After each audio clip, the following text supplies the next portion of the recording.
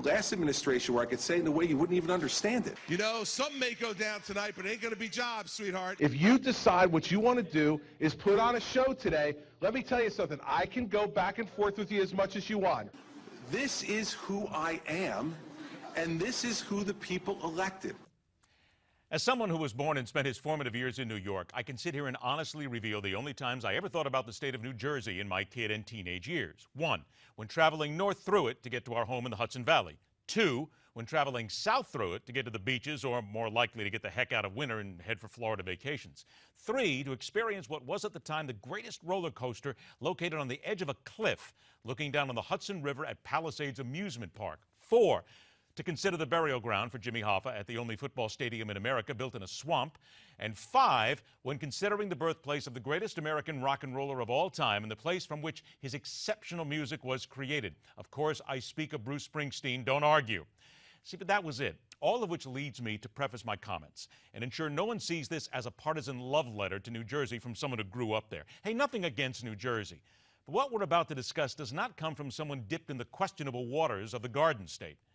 I like Chris Christie, probably because we come from the same general area of the country, the Northeast, where for some reason we seem to appreciate honest talk even when tinged with a heavy dose of arrogance. But it's often arrogance based in truth, more often than not. Truth a good deal of America just can't seem to deal with for incredibly dim-witted reasons. I discussed all those issues today with the president, and I'm pleased to report that he has sprung into action immediately to help get us those things while we were in the car riding together. So I want to thank him for that. He has worked incredibly closely with me since before the storm hit. I think this is our 6th conversation since the weekend, and it's been a great working relationship to make sure that we're doing the jobs that people elected us to do. And I cannot thank the president enough for his personal concern and compassion for our state and for the people of our state.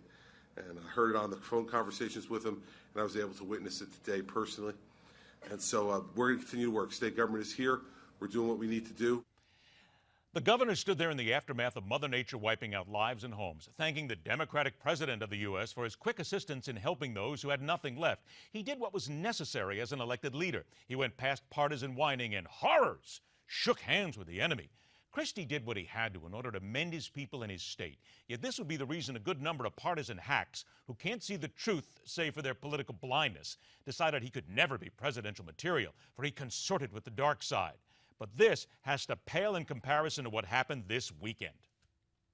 And a dramatic Cowboy comeback in Dallas. Tony Romo's late touchdown pass was the final heartbreaking setback for the Lions. The score, 24-20. The Cowboys now preparing to play the Packers in Green Bay. And among the excited Cowboy fans, New Jersey Governor Chris Christie hugging team owner Jerry Jones. Many voters back home don't like that Christie roots for the Cowboys. And George, you mentioned the governor's brother posted a message on Facebook telling people to get a life.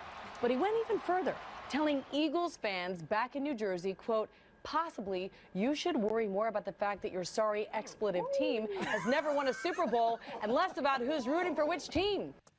Let's boil this down. The man's been a lifelong fan of the Cowboys. Never hid the fact, just because he's the governor of New Jersey, where the seasonally putrid Jets reside and the sometimes powerful Giants rule, and Southside next door to where the Eagles faithful are once again whining about a failed season. He's a traitor, and there's now an uproar from those who say they would never vote for him to be president because he doesn't root for the teams in or close to the state he grew up in. Seriously? Do you people have any clue how petty and ridiculous you sound? The man's not eligible to be president because he doesn't root for the right team? Obviously, we're going after the wrong people here and seeking out the right guy to be the next president, or gal. Maybe time to stop asking politicians to be honest and ask some voters to use their heads for something other than a backward-wearing hat rack. This should cost Christie a chance at the White House? Forget about it. And that's telling it like it is.